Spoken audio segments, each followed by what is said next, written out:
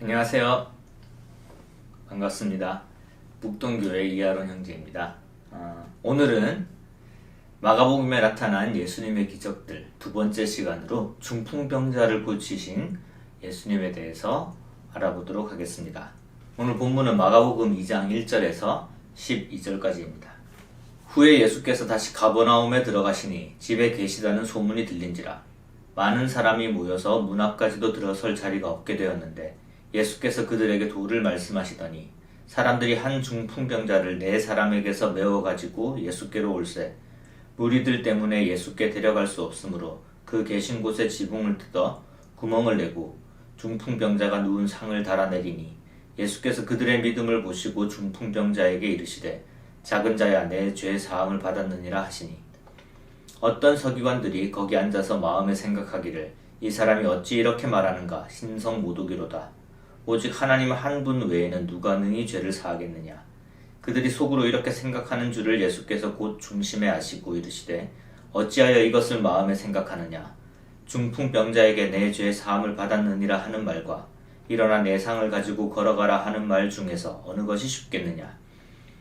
그러나 인자가 땅에서 죄를 사하는 권세가 있는 줄을 너희로 알게 하려 하노라 하시고 중풍병자에게 말씀하시되 내가 네게 이르노니 일어나 네 상을 가지고 집으로 가라 하시니 그가 일어나 곧 상을 가지고 모든 사람 앞에서 나가거늘 그들이 다 놀라 하나님께 영광을 돌리며 이르되 우리가 이런 일을 도무지 보지 못하였다 하더라.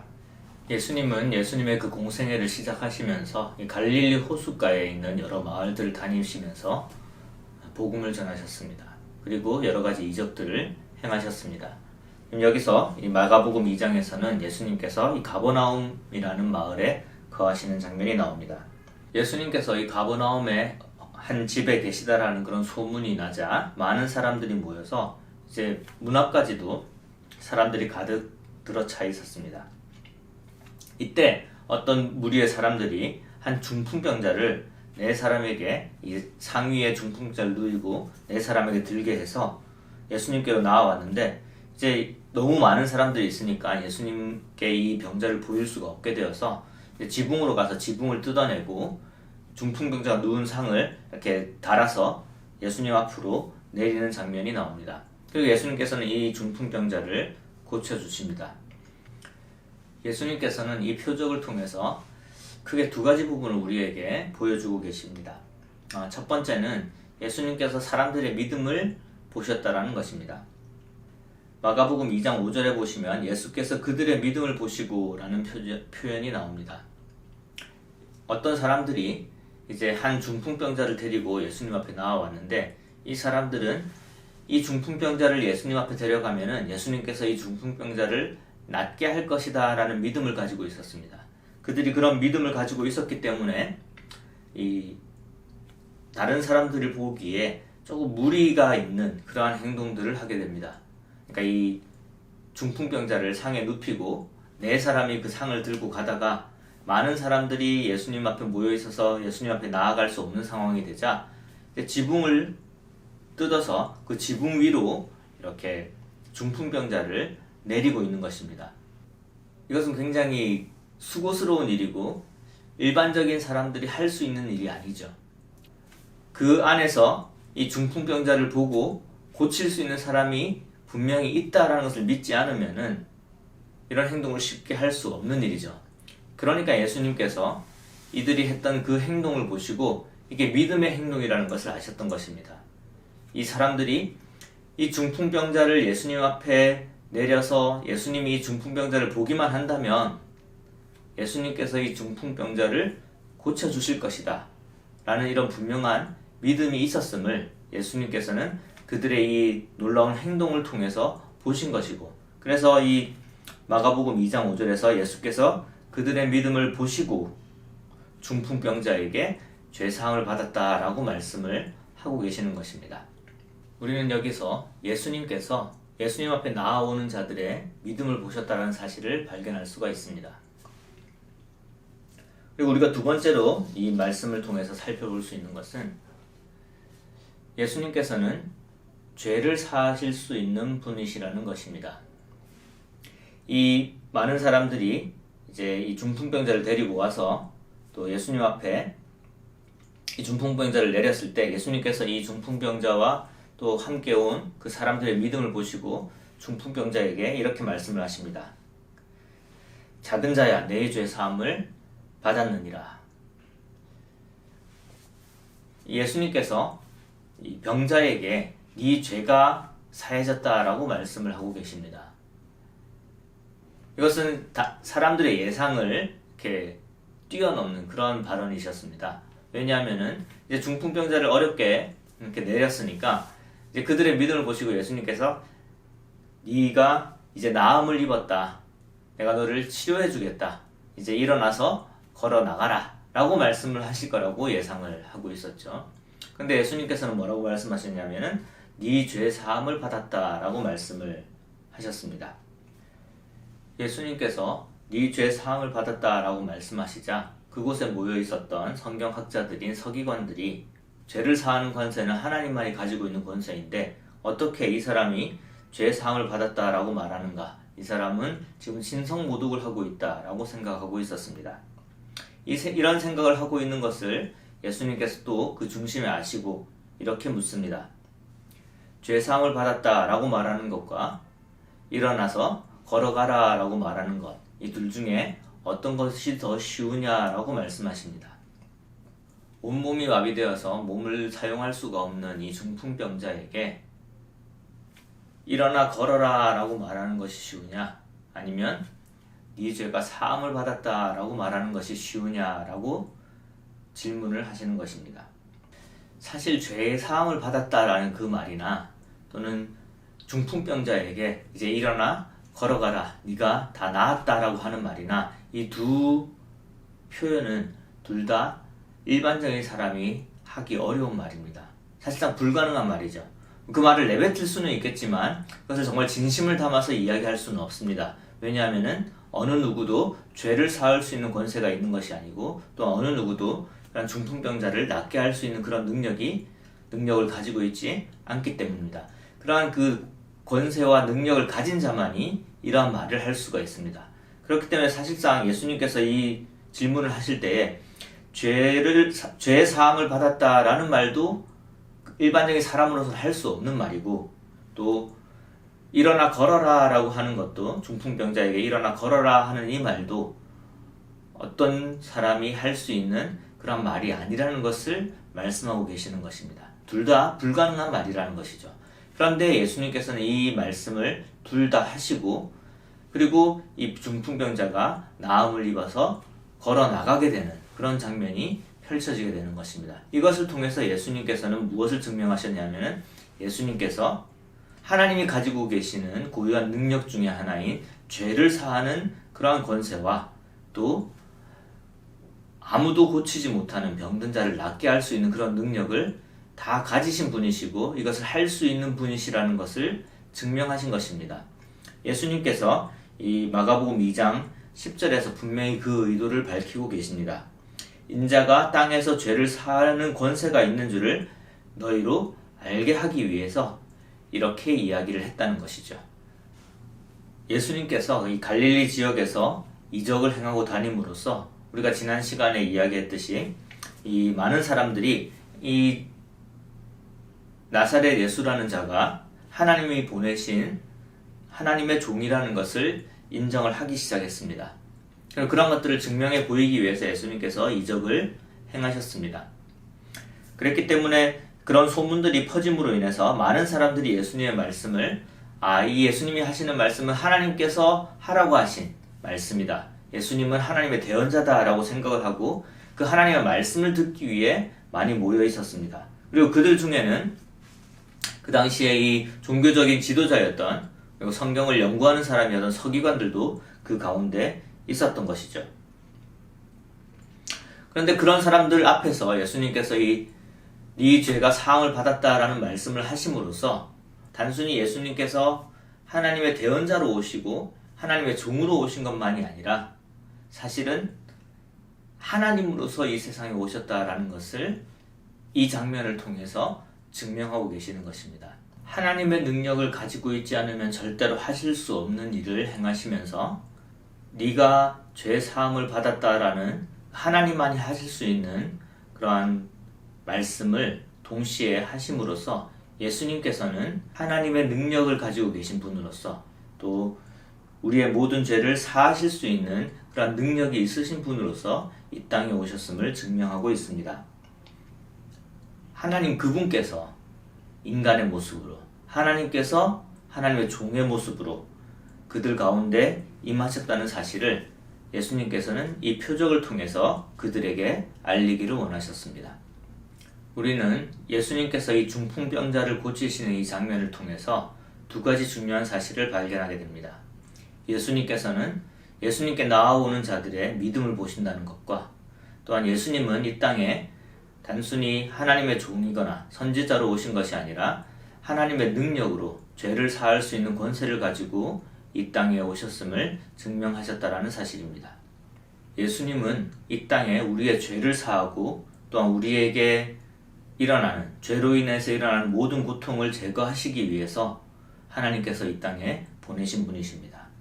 예수님께서는 우리에게 영원한 생명을 주시기 위해 오셨고 하나님과 우리 사이를 갈라놓은 죄의 문제를 해결하려고 오셨습니다. 죄로 인해서 사람들은 고통을 받게 되고 또 죄로 인해서 우리는 하나님과 멀어지게 되어서 하나님의 영원한 생명을 함께 할 수 없는 자들이 되었습니다. 근데 이 죄의 문제를 예수님께서 해결하러 오신 것입니다. 이 말씀을 통해서 알게 된 이 중요한 사실이 우리의 삶에 또 어떻게 적용이 될 수 있을까요? 우리는 하나님이 어떤 분이신지 그리고 예수 그리스도가 어떤 분이신지에 대해서 분명한 믿음을 가지고 있습니다. 예수님께서 우리의 죄를 사하시는 분이시고 예수님께서는 하나님이시며 또한 예수님을 통해서 우리가 하나님께 나아갈 수 있음을 믿고 있습니다. 하나님께서 우리를 지으신 분이시고 나를 통해서 하나님의 일을 하시기를 원하신다는 사실도 우리가 잘 믿고 있습니다. 여기 마가복음 2장 1절에서 12절까지 말씀에서 이 놀라운 믿음의 행동을 보였던 사람들을 기억해 보기를 바랍니다. 이들은 그냥 단순한 믿음이 있었습니다. 중풍병자를 예수님 앞에 데려가면 예수님께서 낫게 해주실 것이다. 이런 믿음을 가지고 다른 사람들 보기에 무리한 행동을 하였습니다. 지붕에 올라가서 지붕을 뚫고 그 중풍병자를 예수님 앞에 내린 것이죠. 예수님에 대한 믿음이 없으면, 그러니까 예수님께서 이 중풍병자를 고쳐주실 것이라는 확실한 믿음이 없으면 절대 보일 수 없는 그런 행동이었죠. 근데 이걸 분명히 믿었기 때문에 참 어떻게 보면은 어리석은 행동을 하고 있었고 무리한 행동을 하고 있었고 이해가 안 가는 행동을 하고 있었던 것입니다. 그렇기 때문에 예수님께서는 그들의 믿음을 주목하고 계십니다. 예수님께서는 그들의 믿음을 보고 계십니다. 우리는 이들보다도 더 큰 믿음을 가지고 있습니다. 더 놀라운 믿음을 가지고 있습니다.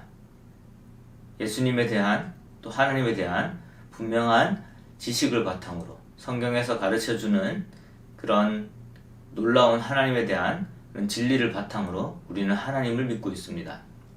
그렇다면은 우리가 이 땅에서 보여주는 행동들은 여기에 이 사람들이 중풍병자를 메고 왔던 이 사람들이 보여주는 행동보다도 더 놀라운 행동이어야 할 것 같습니다. 우리가 매일 안전하고 상식적인 행동만 한다면 그리고 일반적인 사람들과 똑같은 행동만 한다면 우리 행동에서 아무것도 보이진 않겠지만 우리가 하나님에 대한 믿음을 가지고 하나님이 나의 주인이시며 영원한 생명을 가진 분이시며 나에게 영원한 생명을 선물해 주시는 그런 분이시라는 분명한 믿음을 가지고 정말 하나님의 복음을 전하고 내 목숨을 걸고 내 전 재산을 걸고 복음을 전하고 정말 무리한 다른 사람들이 볼 때 이해가 안 되는 그런 행동을 한다면 거기에서 많은 사람들이 볼 수 있는 그런 믿음이 드러나게 될 것입니다. 우리가 아무 행동을 하지 않고 그냥 평범하게 살아간다면 우리의 삶을 통해서 아무것도 보이지가 않습니다. 그런데 우리가 정말 사람들의 상식을 뛰어넘는 놀라운 행동을 한다면 사람들은 궁금해할 것입니다. 그리고 그 행동을 통해서 우리 가운데 어떤 믿음이 있는지를 보게 될 것입니다. 히브리서 11장 1절에는 믿음은 바라는 것들의 실상이요 보이지 않는 것들의 증거다라고 말씀하고 계십니다. 믿음은 우리가 믿음의 행동을 했을 때에 그 믿음의 행동을 통해서 다른 사람들이 볼 수 없는 그 어떤 것을 증명하고 있는 것입니다. 그럼 우리 그리스도인들의 믿음은 무엇을 증명합니까? 하나님께서 살아계시고 하나님께서 우리에게 영원한 생명을 주신다라는 것을 증명하는 것입니다. 어떻게 증명할 수 있을까요? 우리가 목숨을 아끼지 않고 다른 사람들을 돕고 또 우리의 재산을 아까워하지 않고 또 다른 사람을 도울 때, 다른 사람들이 우리를 싫어하고 또 우리를 핍박할 것을 알고 또 우리를 미워함에도 불구하고 우리가 하나님을 믿는 자들이다, 그리스도인이다, 또 예수님을 전하는 자들이다 라고 그들에게 다가가고 또 그들에게 복음을 전한다면은 그들은 우리의 삶 속에서 또 우리의 행동에서 참 독특한 것들을 발견하게 되고 왜 그럴까 생각하게 되고, 그래서 저 사람들은 무언가 있으니까 저런다, 저 사람들이 믿는 것이 무엇일까, 이런 것들을 이제 보게 될 것입니다. 그것이 바로 우리의 삶을 통해서 드러나는 보이지 않는 것에 대한 증거가 되는 것이고, 그것은 바로 믿음이 다른 사람들에게 보여지는 것일 것입니다. 예수님께서 그 사람들의 믿음을 보시고 주목하시고 이런 기적을 행하셨음을 기억한다면 우리도 이 땅에서 그러한 믿음의 행동을 통해서 우리가 믿음을 증거하고 증명해서 예수님을 전할 수 있을 것입니다. 그리스도인으로서 이 세상을 살아가면서 우리는 복음을 전해야 하고 또 하나님의 가르침대로, 예수님의 가르침대로 이웃을 사랑하고 또 하나님을 사랑하는 그런 삶을 살아가야 합니다. 그런데 다른 사람들이 싫어한다고 해서 복음을 전하지 않고 또 내가 힘이 없다고 해서 복음을 전하지 않고 또 내가 돈이 없다고 해서 재산이 없다고 해서 또 다른 사람을 돕지 않고 내가 죽음이 두려워서 정말 죽음의 위협이 있는 곳에 복음을 전하러 가지 않는다면은 그거는 사람들이 우리의 삶을 통해서 그리스도인들의 삶을 통해서 정말 하나님이 있는지 없는지 알 수 없을 것입니다. 그런데 참 사람들이 싫어하고 핍박함에도 불구하고 우리가 복음을 전하고 우리가 가진 것이 아무 것이 없음에도 불구하고 사랑을 전하고 또 사람들을 도와주고 또 그런 죽음의 위협이 있음에도 선교를 하러 나가고 또 선교지에 이렇게 복음을 전하러 나갔을 때에 사람들은 하나님이 분명히 무언가 있기 때문에, 하나님의 능력이 있기 때문에 또 하나님께서 저들에게 분명히 무언가를 약속하셨기 때문에 저들이 저렇게 행동하는구나 라는 것을 보게 될 것이고, 지속적으로 우리가 믿음의 행동을 했을 때에 사람들은 그 믿음에 대한 근원에 대해서 궁금함을 가지게 될 것입니다. 그리고 우리가 가지고 있는 그 믿음이 어디서부터 왔는지 그러한 것들을 궁금하게 여길 것입니다. 그것이 바로 이 히브리서에서 말하고 있는 보이지 않는 것들의 증거가 되는 것입니다. 이런 작은 믿음을 가지고 있었던 사람들도 놀라운 일을 했던 이 장면을 보시면서 정말 우리의 삶 속에서 하나님에 대한 분명한 믿음을 가지고 있는 이 믿음의 삶이 어떠한 행동으로 나타나야 되는지를 다시 한번 생각해 보는 계기가 되었으면 좋겠습니다.